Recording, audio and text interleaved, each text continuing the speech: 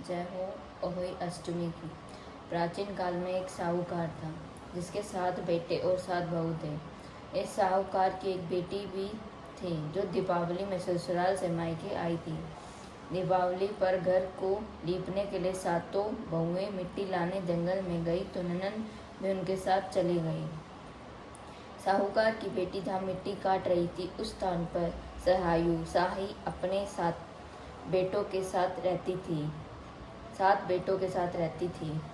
मिट्टी काटते हुए गलती से साहूकार की बेटी की खुरपी से चोट से सहायु का एक बच्चा मर गया।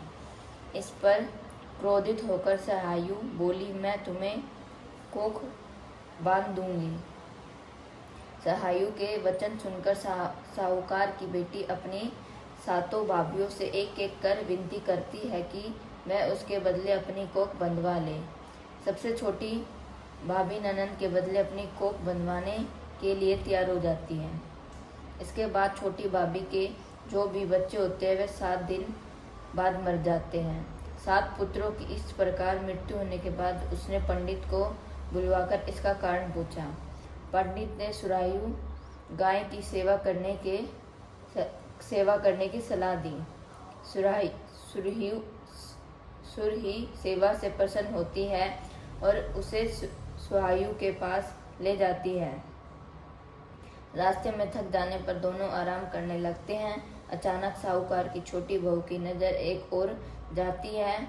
वह देखती है कि एक सांप गरुड़ पंखड़ी के बच्चे को डसने जा रहा है और वह सांप को मार देती है। इतने में गरुड़ पंखनी वहां आ जाती है और खून बिखरा हुआ देख उसे लगता है कि छोटी बहू ने उसे बच्चे को मार दिया। इस पर वह छोटी बहू को चोट मारना शुरू कर देती है। छोटी बहू इस पर कहती है कि उसने तो उसके बच्चे की जान बचाई है। गरुड़ पंखनी इस पर खुश होती है और सुरही सजित उन्हें सुहायु के पास पहुंचा देती है। वह सुहायु छोटी बहू की सेवा से प्रसन्न होकर उसे 7 पुत्र और 7 बहू होने का आशीर्वाद देता है।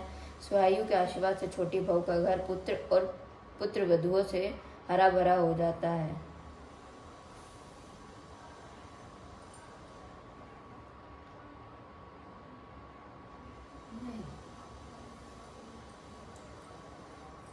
इसके पढ़ को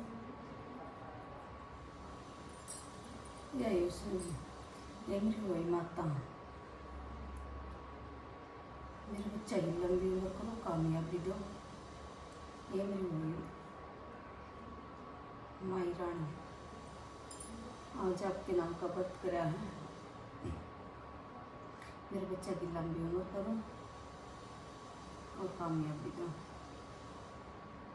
जो गलती में होने अपने नादान बच्चा तो मेरी माई रानी सही मार्गदर्शन करिए। मेरे बच्चा का नेकी के रास्ते चल रहे, सही राह चल रहा है, सही मार्गदर्शन करो मेरी मैया रानी। मेरे बच्चा का कोई भी संकट, कोई भी विपदा कुछ भी ना छू पाओ। मेरे बच्चे ने दूर रखियो संकट में मेरी मैया रानी। जाओ मेरी हुई अष्टमी की, जाओ मेरी मैया रानी की।